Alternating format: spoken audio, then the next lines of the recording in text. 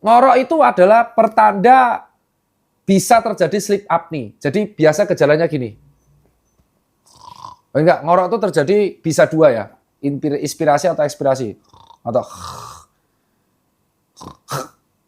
stop nafas. Kenapa? Kenapa bisa berhenti nafas? Kehalang tutup. Ketutup apa? Ya, ketutup apa? Itu bahaya. Kalau dia sekali ketutup 8 detik atau 4 detik.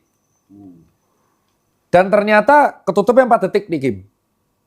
Terus dalam waktu 7 jam dikali aja. Gejala awalnya adalah orang tersebut sering mengantuk. Sering capek.